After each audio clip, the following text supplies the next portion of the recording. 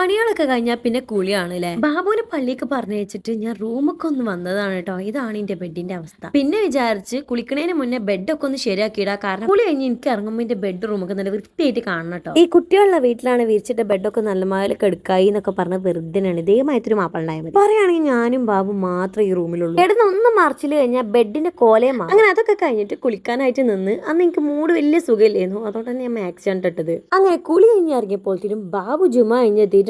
എമ്മി ആ ടൈമിൽ പുറത്തോടെ പോയി വരികയാണ് കേട്ടോ. പിന്നെ ഞങ്ങൾ എന്നത്തെ പോലെ തന്നെ മൂന്നാളും ഫുഡ് കഴിക്കായിരുന്നു. ഇമ്മയാണെങ്കിൽ ചോറ് കഴിക്കാതെ ഇഡ്ഡലിയാണ് കഴിച്ചിട്ടുണ്ടായിരുന്നത്. ഇമ്മാക്കുന്നില്ല, ഞങ്ങൾക്ക് എല്ലാവർക്കും ഇഡ്ഡലിയും സാമ്പാറും നല്ല ഇഷ്ടപ്പെട്ടിട്ടുണ്ടായിരുന്നു കേട്ടോ. പിന്നെ ചോറ് കഴിക്കലൊക്കെ അതിനു ശേഷം നമുക്കൊരു പ്രൊമോഷന്റെ വീഡിയോ എടുക്കാനുണ്ടായിരുന്നു. ഈ ഒരു മിക്സിന്റെ ആണ് കേട്ടോ. സത്യം പറയാലോ ഒരുപാട് ഫ്യൂച്ചേഴ്സ് ഉള്ള ഒരു മിക്സി, നമുക്ക് നല്ല ഹെൽപ്ഫുൾ ആണ്. അങ്ങനെ വലിയ കാര്യമായ പരിപാടികളൊന്നും ഇല്ലാത്തതുകൊണ്ട് തന്നെ ഞാനും ബാബും വീട്ടിൽ തന്നെ ആയിരുന്നു കേട്ടോ. ബാബു എന്താ ഈ പറയണെന്നല്ലേ, വെയ്യാന്നാണ് കേട്ടോ. കുട്ടിക്ക് തീരെ വെയ്യ. വെറുതെ ഇരിക്കണോണ്ട് തന്നെ കിഴങ്ങ് പുഴുങ്ങി കഴിച്ച് മാങ്ങ ചെത്തി കഴിച്ച് അങ്ങനെയൊക്കെയാണ് ടൈം കളഞ്ഞിട്ടുണ്ടായിരുന്നത്. പുറത്ത് ഷൂട്ടൊന്നും ഇല്ലാഞ്ഞാല് ഞങ്ങളെ ടൈം ഇതുപോലെ കണ്ടാ സ്പെൻഡ് ചെയ്യാറുള്ളത്.